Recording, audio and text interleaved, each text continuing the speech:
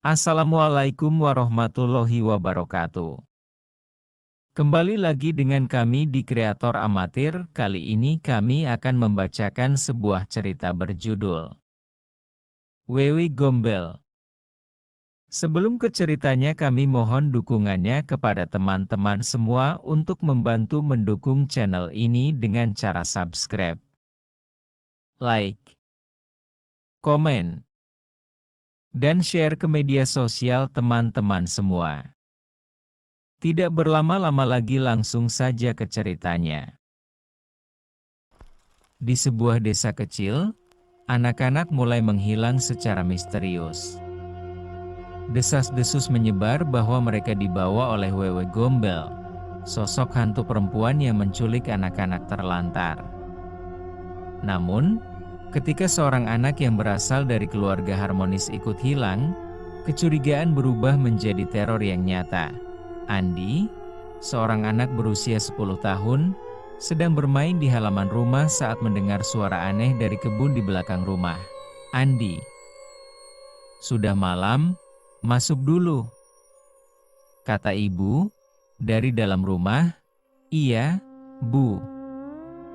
Tapi tadi aku dengar suara aneh dari sana, jawab Andi, masih fokus melihat ke arah kebun. Suara apa? Jangan macam-macam, Nak. Itu cuma suara angin, tanya ibu, mendekati Andi, saat ibu menarik Andi masuk. Terdengar suara tawa perempuan lirih dari arah kebun. Andi, sini, Nak. Main sama ibu, kata Wewe Gombel. Suara berbisik. Bu, ibu dengar suara itu? Tanya Andi, terdiam dan melihat sekeliling. Suara apa? Udah, ayo masuk, tanya ibu, mengernyitkan dahi. Andi masuk ke rumah, tapi hatinya masih resah. Malam itu, dia bermimpi seorang wanita dengan rambut panjang dan mata kosong menatapnya di ujung tempat tidurnya. Keesokan harinya, ibu terbangun dan mendapati pintu rumah sedikit terbuka. Andi di mana? Tanya ibu, panik. Ayah dan para tetangga mulai mencari Andi. Beberapa warga mulai berbisik tentang legenda Wewe Gombel. Bu, saya pernah dengar kalau Wewe Gombel suka mengambil anak-anak yang merasa kesepian atau sedih, kata Pak Darto, tetangga. Tapi Andi tidak kesepian. Dia punya keluarga yang sayang sama dia, kata ibu. Tapi Wewe Gombel tidak selalu menculik anak yang kesepian. Kadang dia mengambil anak hanya karena dia menginginkannya, ujar Bu Siti. Di kejauhan, terdengar suara tawa seram bergema dari arah kebun belakang rumah Andi. Hohoho. Dia sekarang bersamaku, kata Wewe Gombel. Tertawa, suara itu membuat bulu kuduk semua orang berdiri. Mereka tahu, malam ini, mereka harus menghadapi teror yang sesungguhnya. Andi menghilang secara misterius. Warga desa mulai percaya bahwa ia dibawa oleh Wewe Gombel. Sementara keluarganya berusaha mencari, Andi sendiri terjebak di dunia gelap yang dipenuhi suara tawa menyeramkan dan bayangan makhluk yang mengintainya. Andi membuka matanya dan mendapati dirinya berada di sebuah tempat asing.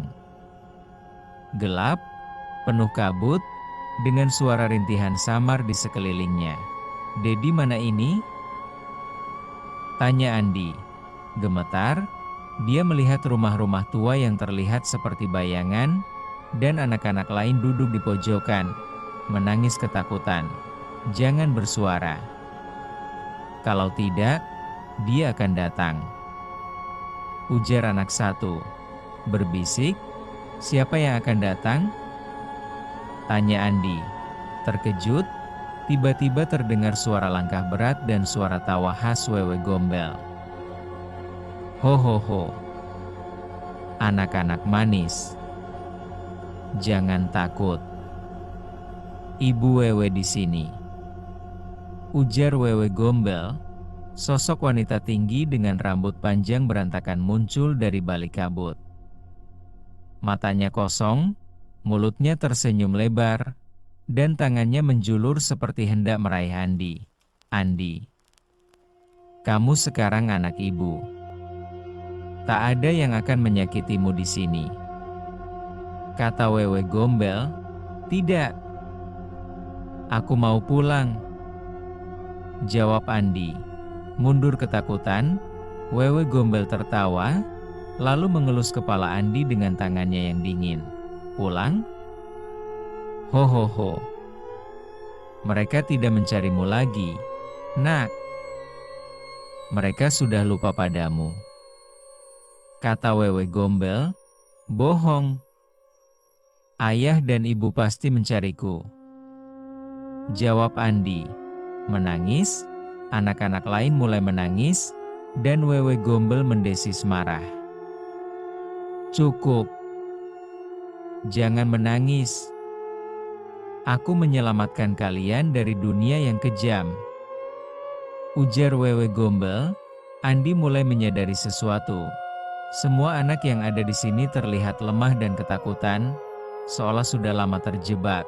Kita harus keluar dari sini, ujar Andi, berbisik ke anak lain.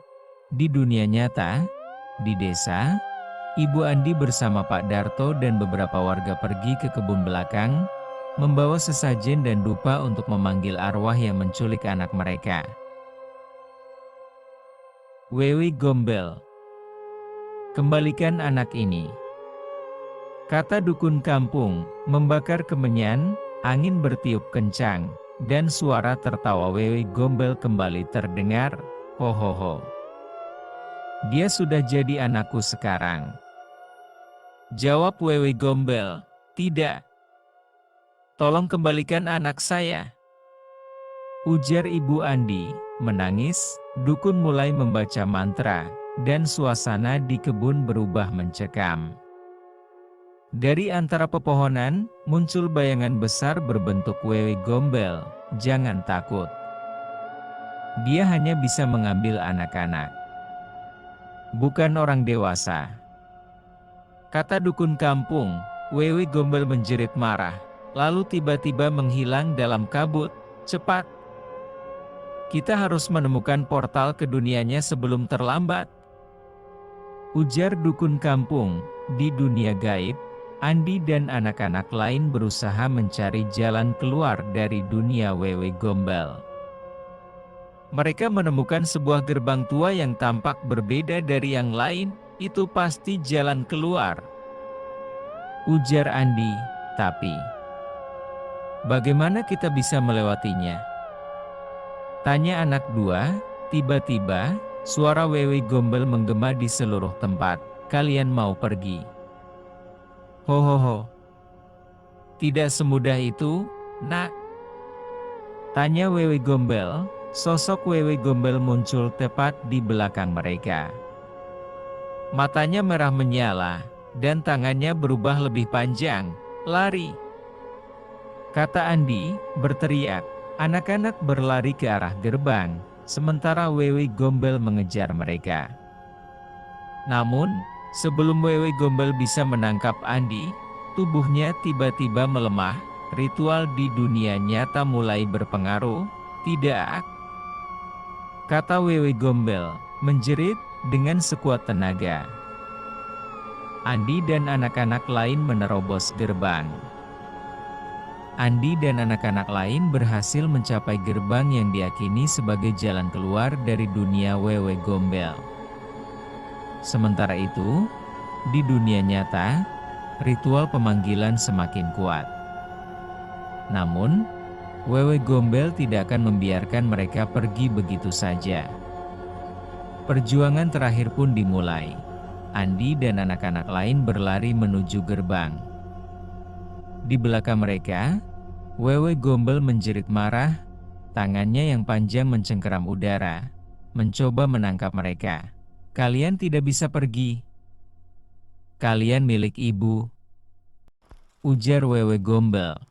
Tiba-tiba, Tanah di bawah mereka mulai retak, dan kabut hitam membubung dari celahnya. Beberapa anak hampir terjatuh, tapi Andi menarik tangan mereka. "Ayo, kita harus keluar sekarang," ajak Andi, berteriak. Saat mereka hampir mencapai gerbang, Wewe Gombel mengayunkan tangannya dengan cepat. Salah satu anak, Dika, tertangkap kakinya. "Tolong, aku tidak bisa bergerak," kata Dika, menangis. "Pegang tanganku, Dika," ujar Andi.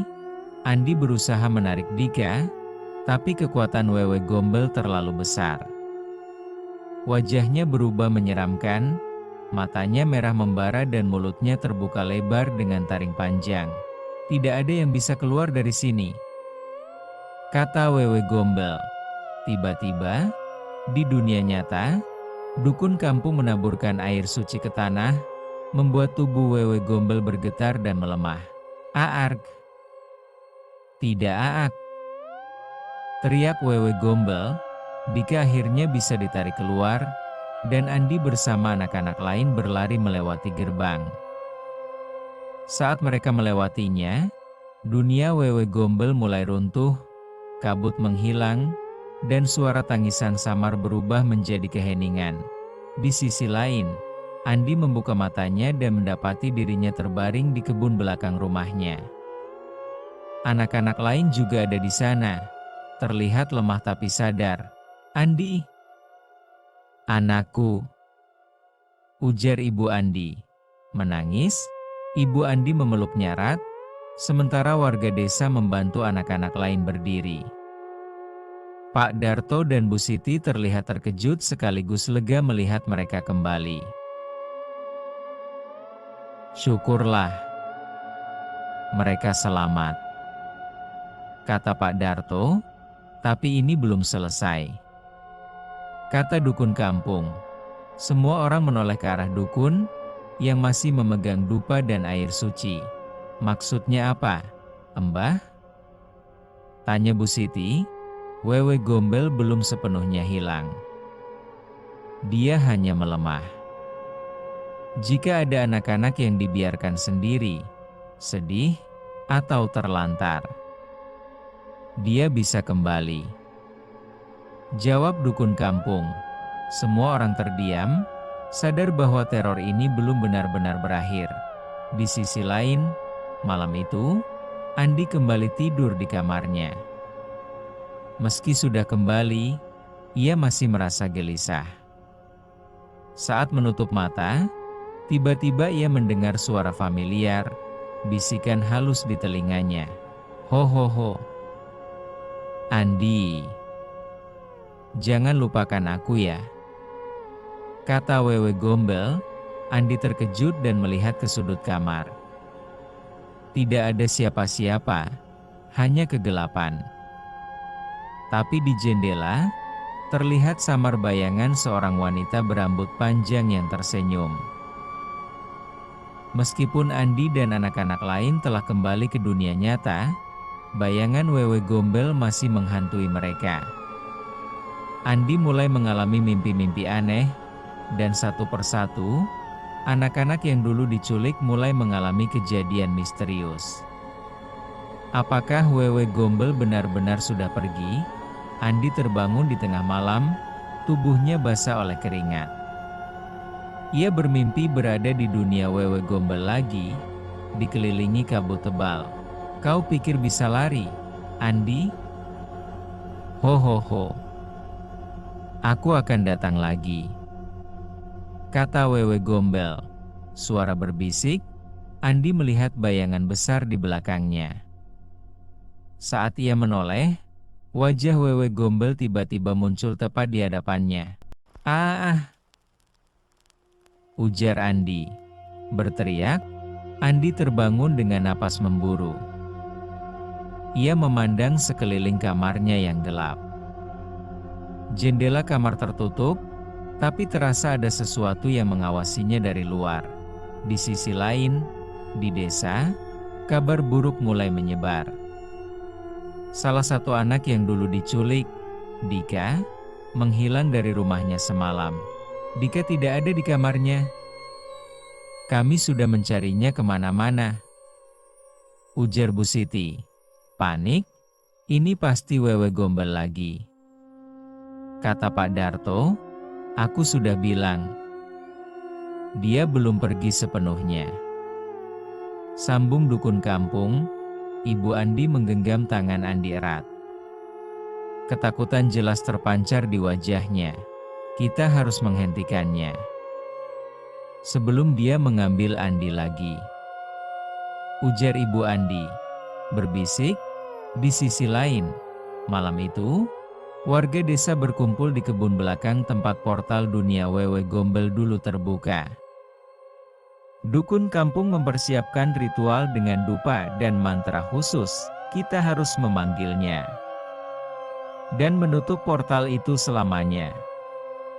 Kata dukun kampung, angin tiba-tiba bertiup kencang, dan suara tertawa Wewe Gombel terdengar dari dalam kegelapan. Hohoho. Kenapa memanggilku lagi? Aku hanya ingin anak-anakku, tanya Wewe Gombel. Kabut hitam mulai muncul, dan sosok Wewe Gombel terlihat di antara pepohonan. Andi, kemarilah, nak. Kau merindukan ibu, bukan? Tanya Wewe Gombel. Andi menatap Wewe Gombel dengan ketakutan, tapi kali ini ia menguatkan hati. Tidak. Kau bukan ibuku. Aku tidak mau ikut denganmu, jawab Andi. Tegas, mata Wewe Gombel berubah tajam, wajahnya penuh amarah. Kalian semua akan menyesal, teriak Wewe Gombel. Tiba-tiba, suara tangisan anak-anak terdengar dari kejauhan. Dari dalam kabut, terlihat bayangan Dika dan anak-anak lain yang masih terjebak di dunia Wewe Gombel. Tolong. Kami masih di sini, ujar Dika. Dukun kampung segera menyiramkan air suci ke tanah, membuat Wewe Gombel menjerit kesakitan. Aarg! Jerit Wewe Gombel. Pak Darto dan warga lain membaca doa-doa, semakin melemahkan kekuatan Wewe Gombel. Andi maju mendekat dan berteriak, biarkan teman-temanku pergi, ujar Andi. Wewe Gombel terhuyung, tubuhnya mulai menghilang dalam kabut. Hohoho. Kalian pikir bisa menyingkirkanku? Aku akan kembali suatu hari nanti, kata Wewe Gombel. Dengan jeritan panjang, Wewe Gombel akhirnya menghilang sepenuhnya. Kabut yang menyelimuti kebun mulai memudar, dan satu persatu, anak-anak yang hilang muncul kembali, terbaring lemah tapi hidup. Dika, panggil Bu Siti. Ibu Dika segera memeluk anaknya, begitu juga warga lain yang mendapatkan kembali anak-anak mereka. Portal sudah tertutup, tapi kita harus tetap waspada, kata dukun kampung. Semua orang saling berpandangan. Meski Wewe Gombel telah menghilang, ada ketakutan bahwa ia akan kembali suatu hari nanti. Di lain waktu, beberapa hari kemudian, desa kembali tenang. Andi dan teman-temannya mencoba melanjutkan hidup seperti biasa. Namun, di kejauhan, di tengah hutan yang gelap, terdengar suara tawa pelan. Hohoho. Kita akan bertemu lagi suatu hari nanti, kata Wewe Gombel. Tamat. Terima kasih kepada teman-teman semua yang sudah menonton dan menyimak juga mendengarkan cerita ini. Wabillahi taufiq wal hidayah. Wassalamualaikum warahmatullahi wabarakatuh.